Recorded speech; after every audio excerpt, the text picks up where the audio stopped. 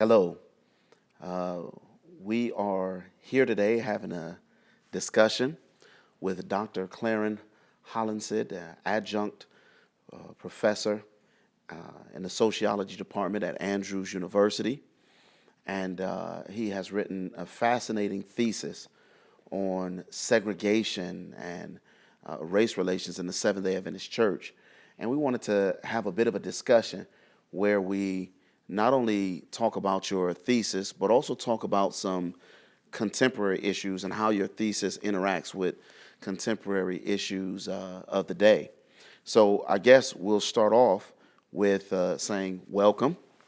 Thank you Thank you. for being here today, Dr. Hollancid. And I want to ask you to share for our listeners and viewers, what area was your doctoral research in?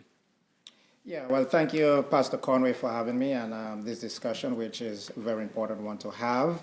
And I'm glad that we could get this going. As I told Pastor Conway, I don't want to keep all this information to myself, so I'm glad we're getting it out there. So thanks for the invitation. My doctoral thesis is, and I just want to say before we get into all this, it was really God's power and His grace leading all the way, even through the research and directing, because at one point it could get a little overpowering, and so I just want to give God the glory for all of this. And so my doctoral dissertation was in the area of sociology and in the subunit or subsection, sociology of religion. And in there, my interest was looking at segregation in the church. And then, of course, since I have an Adventist background, I was particularly interested in segregation in the Seventh-day Adventist Church in North America. Is there such a thing?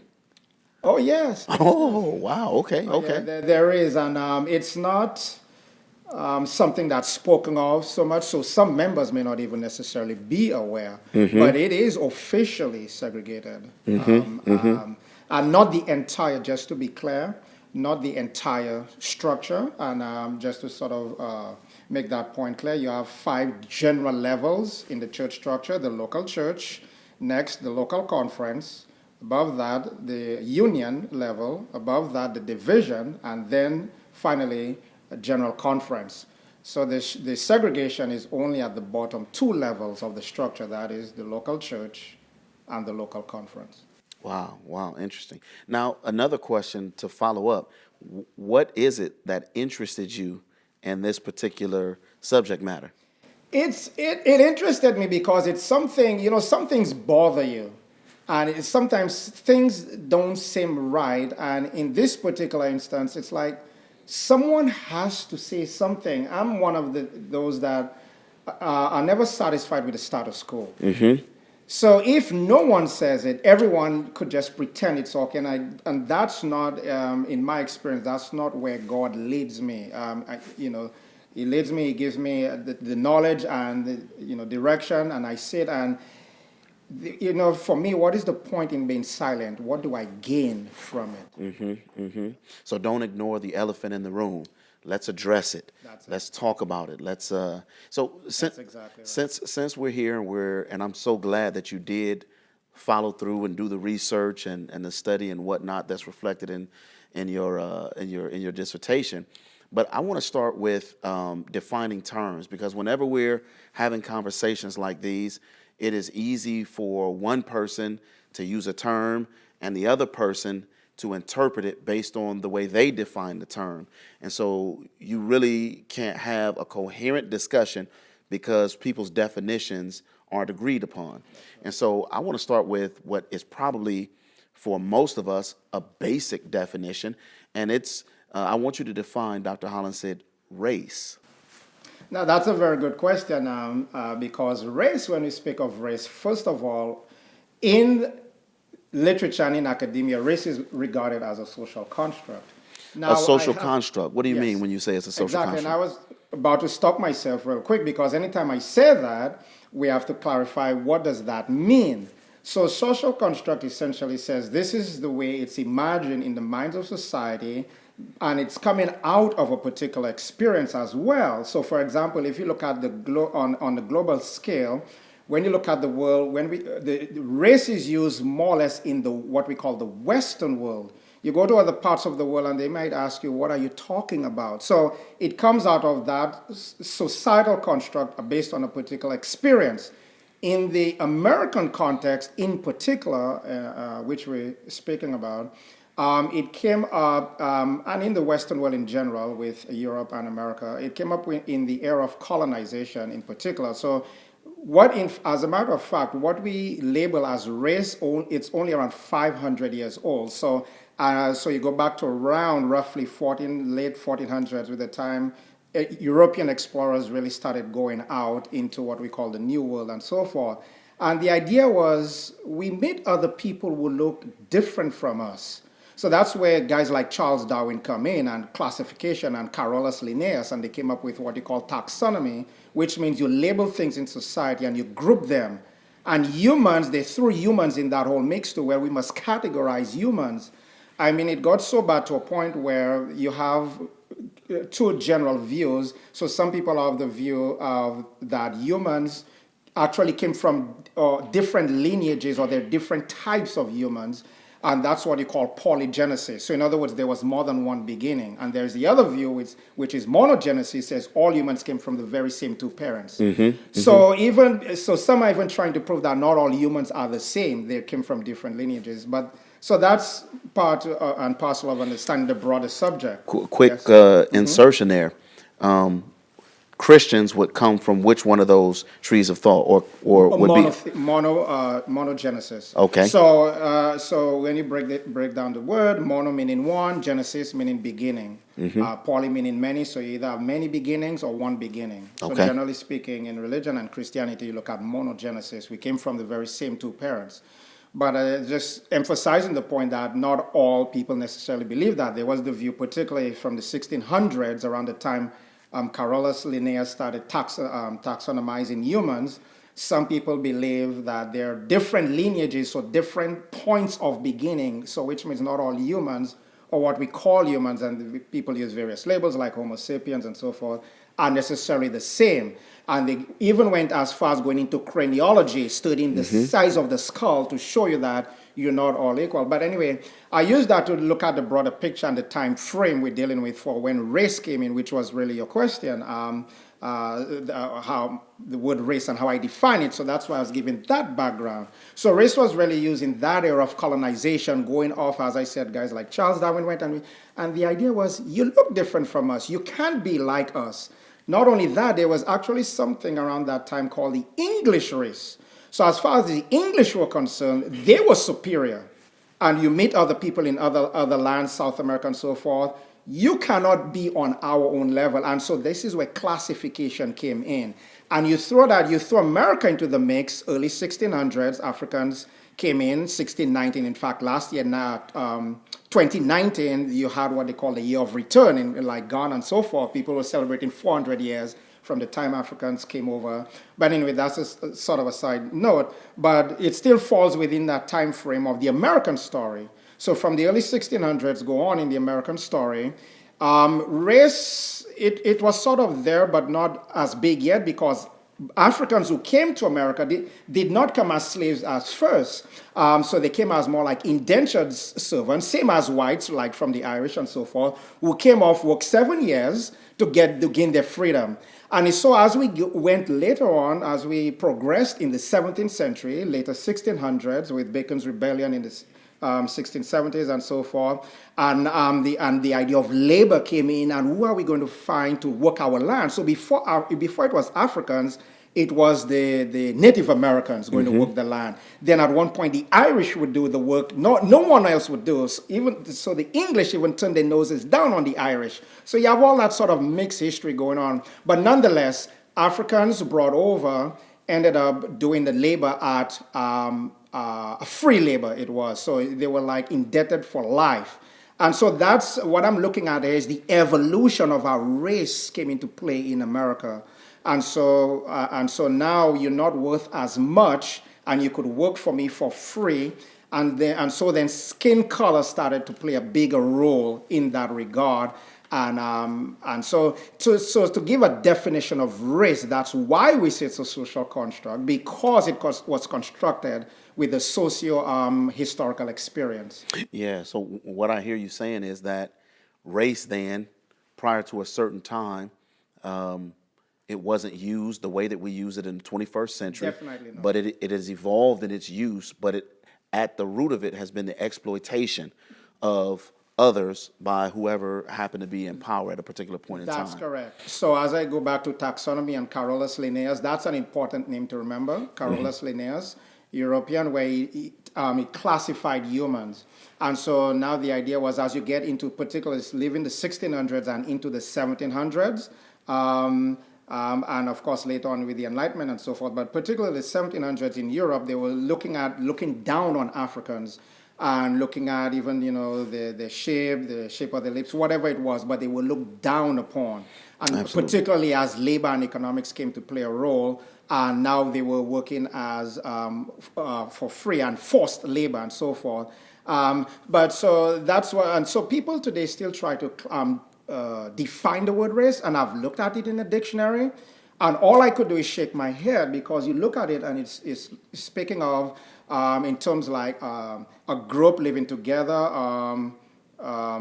maybe apart from others. All how I look at the definitions, none of it makes sense to me. Now, I know this, but academia also know this, and they're telling you this. They're explaining it to you. As a matter of fact, what we call the the American Anthropological Association, this is another AAA, because I have a background in anthropology as well. They now have, and it's good we're speaking on that issue, they now have what you call a race exhibit going around America, so from city to city. And I had the opportunity to visit that exhibit in Flint not so long ago. What they're doing now, this is academia, and in anthropology in particular, because anthropology deals with issues like evolution and race. And on the race side, anthropology is saying, look, we need to be open and honest about this thing, what race is not. And so now they're being more open, and there's even a traveling exhibit that they put on from city to city, trying to explain to people exactly what I'm saying now. Absolutely. And so forth. So I'm glad academia is doing it, but it's not trumpeted loud enough, because people have, never heard of some of those things. But it's being done. Now, let me a follow-up question about if race is a social construct, if it doesn't exist, at least in the way that the majority of us would think that it exists, and the majority of us would use the term race. If it doesn't exist, then what about racism? What's the connection between race as a social construct and racism? Now, here's where I spoke of backing up a little bit, and I'm glad you came back to that, because saying that race is a social construct, the follow-up question, or sort of a rhetorical question, then becomes, so what? So what do you mean? Do you mean everything that happened in American history, all the discrimination and the prejudice and everything, we just take it, we forget it as if it never existed? That's where clarification and understanding comes in. So, for example, if we take lynching, can we say, well, lynching wasn't real because race was a social construct? No. So this is where we have to sort of be clear. So now we have to actually deal with the consequences of the construct. And so that's where the distinction comes in and what it has caused. And it's interesting that even on a subject like lynching, even with the American government, there was trouble passing an anti-lynching law, I think up to last year. And recently I inquired about it and looked like an anti-lynching law. We think that this is, antiquated or dated and something that's of the past. But that came all up into the 20th century, lynching and so forth. And so it looks like finally something was passed. And so you could tell of the tension in society and at the legal level, what do we pass a law? But anyway, so do we deal with the consequences? Yes, we have to look at the consequences. And that's where racism comes in, like you're asking. So racism has to deal with the idea that one quote-unquote race is acting superior, not just acting superior to another quote-unquote race, but using that sort of leverage in society. And so it intersects politics, what we call socioeconomic status, your standing in society and your status, and privilege. And we use, quote unquote, words like white privilege. Now, of course, I don't necessarily like those terms, but you see those terms used to understand, sociologists or social scientists use those to explain what's happening in society. And so just for clarification, some of those terms I use, like white, black, and so forth, those are not terms I believe I should be using, but this is the sort of to just clarify. It's where we and are. to explain. It's how to meet people where Explain we the are. history. Not that I necessarily endorse Gotcha. them. Right. So anyway, so racism is that sort of superiority feeling us over them, but it's all based, really, when you dig a little deeper, it's based on skin color, large rate, and this is what we call phenotype in the study. So phenotype, your physiological makeup.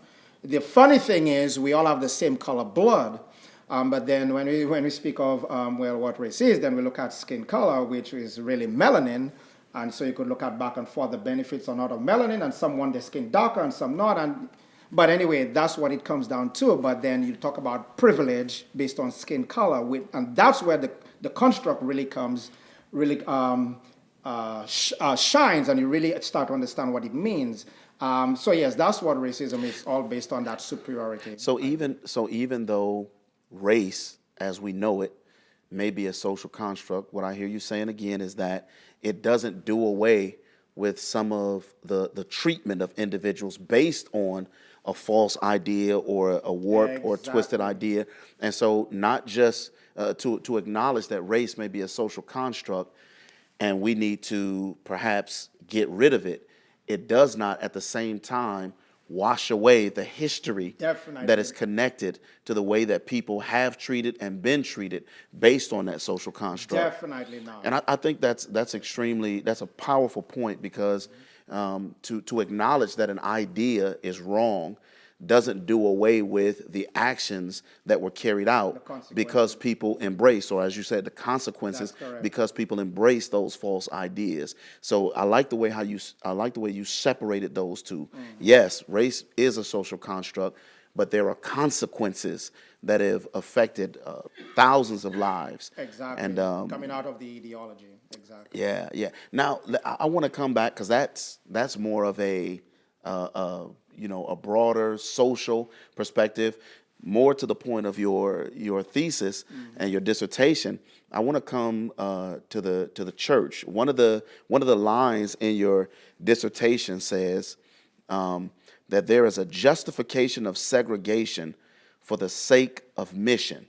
And the reason I'm asking you this, Dr. Hollancid, is because I've heard with my own two ears, I've heard that we need to stay focused on mission, and that this is, although no one would deny it's a discussion that needs to take place, discussion about segregation and so forth and so on, many would suggest that this will take us off of our mission. And if it diverts us from our mission, then it can't be from God. So how would you explain this concept of a justification of segregation for the sake of mission? Well, actually, it more sounds like an oxymoron to me, because when we speak of mission, if you get to the heart, if you want to speak gospel now, because I have a theological background as well, and this is where the Lord has really used that research to tie in the social science with theology and so forth. But if you want to really talk about mission and get to the heart of the gospel, then what you were describing actually is sort of an antithesis when we say let's do it in a segregated fashion and so forth. And really what it comes down to is the mentality actually behind it. So when we speak about segregation, we need to sort of back up a little bit. So in American history, you've had segregation, particularly post-Civil War. So pre-Civil War, there was sort of, blacks and whites sort of together, even in the church. Actually, I take that back. Early 1800s is when the black church, quote unquote, the black church in America really split off. So around 1816 is a strong marker with the AME Church and AME Zion. 1816 is sort of a marker, but so that's leading up to the Civil War, and particularly after the Civil War, that's when you could say segregation now became more and more full-blown, because this is where what we call Jim Crow picks up. And Jim Crow has to do with that same idea of being segregated, and then it got into segregated but equal.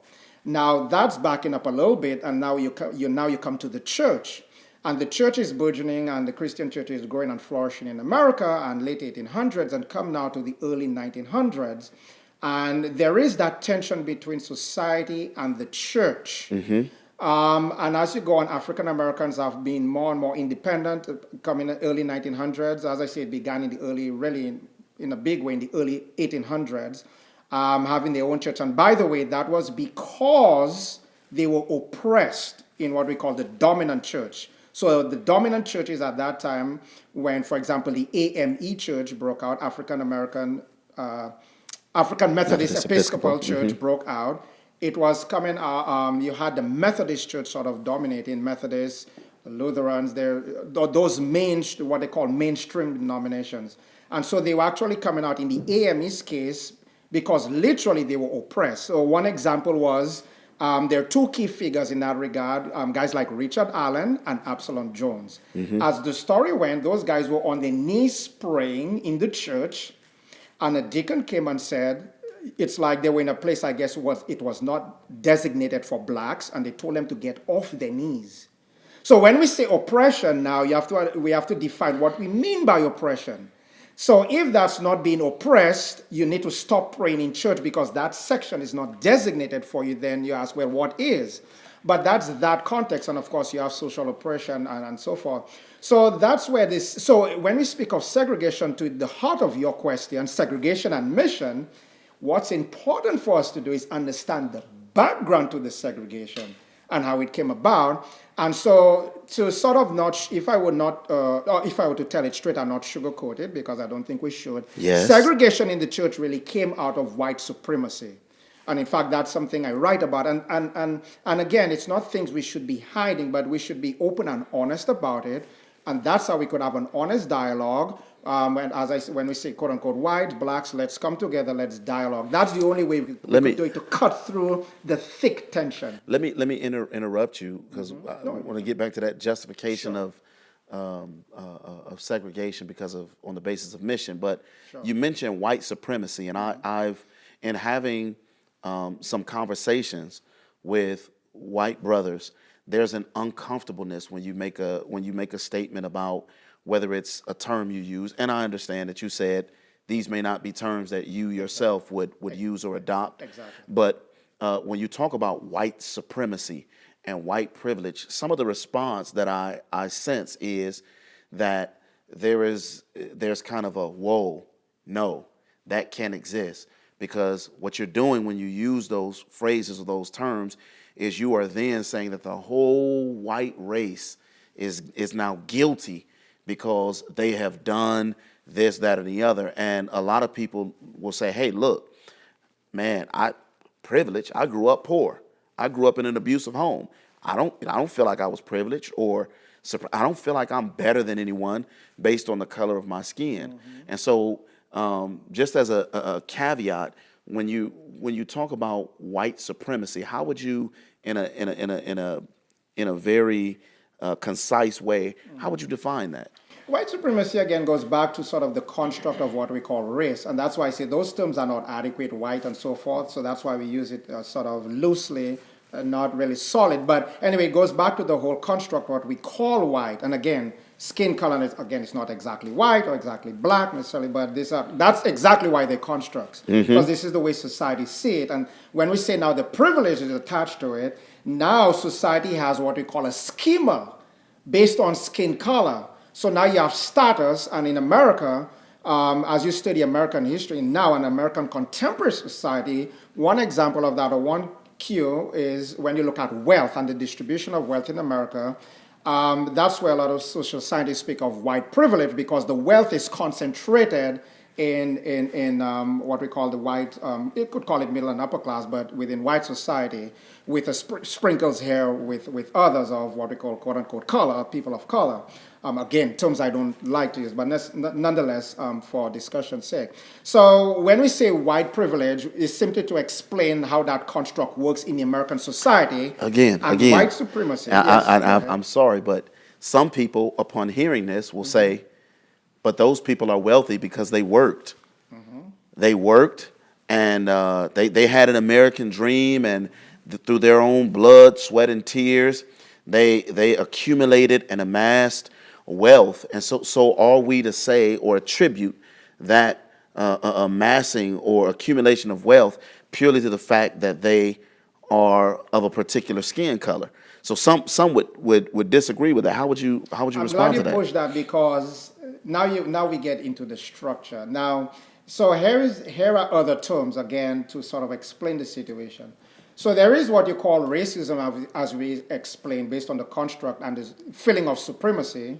And of course, that's where white supremacy comes in, as you were speaking of. Okay, we're superior to you. And of course, that goes back to American history and quote unquote, blacks were the servants and indebted for life. Okay. So now, as we go on in the system, 1800s, post-Civil War and so forth, we say segregated but equal.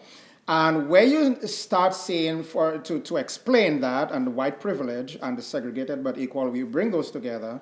And where it starts to become a little bit clearer is when you start looking at neighborhoods, for example, and that's a classic case in point. Okay. So you look at neighborhoods, whether it's inner city Detroit or inner city Memphis, any inner city in America you take your pick, LA, from LA to New York, okay?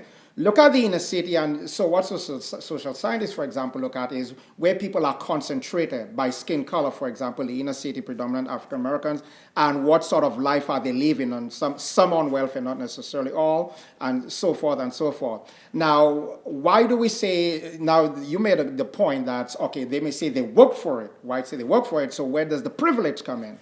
So I'm making that sort of territorial point to now get into the deeper point of the structure, as I mentioned, come back to the structure. So there is what you call individual racism. It could be on an individual basis, how I treat someone else based on how I think I'm superior to you. But then there is also now structural racism. Okay. Now we're getting into white privilege and what that means. So the structural racism says just what it means. In the structure of American society or social structure, there is that sort of spoken or unspoken hierarchy between who really is more intelligent, and something else is playing into that. Other, believe it or not, myths like IQ, which is literally a myth, is actually feeding into that structure as well. So who has a higher IQ, this, that, and the other, that's perhaps another story, but certainly a side note that needs emphasizing. So in the structure, you have at the federal level and the federal government level, to give you an example to sort of make that a little clearer. In the 1930s, all right, we're speaking of American society, American structure, there was what you call sort of a New Deal burgeoning, right, under FDR. So who is going to be part of the New Deal and part of Social Security and those benefits? Okay, that's one area. Housing is another typical area. Who benefits from housing? So let's just touch on those two real quick. So 1930s and so forth, in policies, in government policies, here is how it worked. If you were in around the 1930s in an agricultural position or in a domestic position, you were not entitled to that New Deal or Social Security, as the case were, okay? But guess who were in those positions? It was predominantly African Americans. So wait a minute. Color. So what you're saying is that if I was a farmer, exactly, or if I was doing some sort of domestic work for someone in their home, then policy had essentially, federal government policy had written me out of benefiting from this New Deal. Whether we like to face the history or not, we're speaking American history. You've got it. Okay. So that's what we mean when we say structure. And structural racism, in other words, it's built into the structure. We could argue the foundation as well. Perhaps not so much because, as we say, they didn't start off as Africans, didn't necessarily start off as slaves, but certainly as the foundation, as time moved on, it was certainly built into the bottom levels of the structure and built firmly into the structure. So that's one key example. So they were sort of cut out. That's how you cut them out without saying publicly, African Americans are not entitled, or only whites are entitled to privilege. So hence you bring the two together, white privilege. That's one classic example. Another one is housing, and I'll stop there with that. Housing, when you had subsidies for housing, again in the early days of the 20th century unfold, African Americans were cut out of that. Okay, you were not entitled. So, and we know, as the story goes in America, wealth building is based on owning what? Land and house. As quote unquote, well, myth or not, the American dream story goes, land and house. And that's exactly where African Americans were disenfranchised or sort of pushed back against or sort of blocked. Okay, at the federal level, you had that wall from obtaining those privileges. And so that's why today a lot of the wealth is generational. It came down the line from those who own the land and so forth. And even talking about own the land, another classic example that came to mind is sharecropping. And sharecropping even comes into the 20th century now. And you would think, again, this is outdated. You may still find some modes of sharecropping still alive today. But what does that mean? That meant that when Africans came out of, or when slavery was abolished around, as we say, abolished around the mid-1860s, now you speak of, well, what are the former slaves going to do? How are they going to earn a living? Well, here comes one quote-unquote brilliant idea, which is really not brilliant, but you're going to sharecrop. Okay, you're going to till my land as a white owner and master, which is essentially another form of slavery. You're going to work for me, okay? And then you have the little portion of the land to work for yourself, okay? But a lot of the majority of the earnings went to where? Of course, the owner, and then, of course, you get some as subsistence production, a little bit for yourself. And so you could see, again, slavery just literally morphed.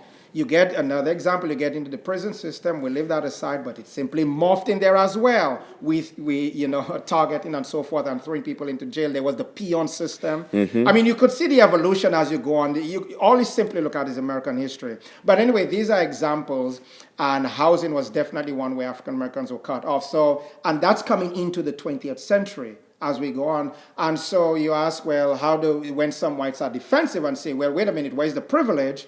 Well, all of this is built into the structure, even now. And I'll sort of pass it back, leave it there. Even now, when you go for jobs and so forth, guess what? Even by your very name, as social scientists do the study, you may be discriminated against. They may not even see you, but your name on the application looks black. That's enough. So, and that's very, very thought-provoking information. I want to come back to the previous question that was underlying this, that this same concept of segregation in a church context is being maintained with the focus being on mission. So in other words, we don't want to disturb the mission. And mission is something that is given to us by God. It's something that he expects us to cooperate. We are obliged to do it. And therefore, we don't want to be distracted with these side issues. And so I, just to throw a little bit of, I guess, fuel in the fire for you, when I look at Revelation chapter 14, verses 6 through 12, and I look at segregation, I say, wait a minute, how can a church that has a global mission? And I looked and I saw another angel flying in the midst of heaven, having the everlasting gospel to preach to every nation, kindred, tongue, and people. That's global. It's a universal message as far as the earth is concerned. How are we to take this message if we're not living it, right? And so I guess coming back to my original question, how is mission used to be able to justify segregation? Now, with all due respect, I would kind of throw the question back. So here is sort of a rhetorical retort. What really would you mean, or would someone mean by segregation and mission? Because I said earlier, that's an antithesis when you get to the heart of what mission is and the gospel story. So that's why those two, they don't mesh. You have to sort of try to force a justification on it. And of course, that justification comes from the social experience. So as a social experience, there is segregation. And of course, that's why I went back to understanding where segregation came from, where it sort of real burgeoned in the Jim Crow era, post-Civil War, post-slavery, as the story goes, and segregation now. And essentially, it's coming from the ideology of separate but equal. That's where segregation is coming from. The problem with that is there's nothing equal about segregated but equal, and that's why earlier I was touching on, I'm not sure if I finished the point, when you look at society and the school and the inner city, which I touched on, and you start where I wanted to go with that also to sort of make that point a little clearer. When you look at schools, you look at schools in the suburbs, which may be predominantly white, although they're mixed now, and you look at an inner city, which is all black, and then you look at resources, and you look at teachers and so forth, and the amount of money being spent. And you look at busing, and there was even issues over busing, and should we bus African-American children to white neighborhoods? So you've had all those issues. So if you have a problem with busing and so forth, and let's keep cities black and white, essentially you have two Americas growing up. So then you have, it comes down to the amount of resources, for example, and where you pour resources in. And these things are actually, you don't even need to do a study. These things are right before our very eyes. Everybody knows it. It's before our very eyes. So again, so when you talk segregation and mission, to come back to, again, the heart of your question, let's understand where segregation is coming from. So it's not segregation but equal. As a matter of fact, that's exactly why in 1954 the Supreme Court struck down segregated schools in Brown versus the Board of Education. Because as it was argued before the court, oh, wait a minute, what do you mean by separate or segregated but equal, or separate but equal? And so this is where clauses of the law, like if you go into the Constitution, came in. For example, the 14th Amendment, and you look at the equal protection and so forth. And you look into those and say, what equal protection when there's no equality, right? But at the heart of it, there is no equality. And so that's where those cases such as this, as a matter of fact, Brown versus Board of Education is sort of a watermark, a great, not necessarily a watershed, but a great historical marker in the evolution of the story in America, race, what we call race and segregation.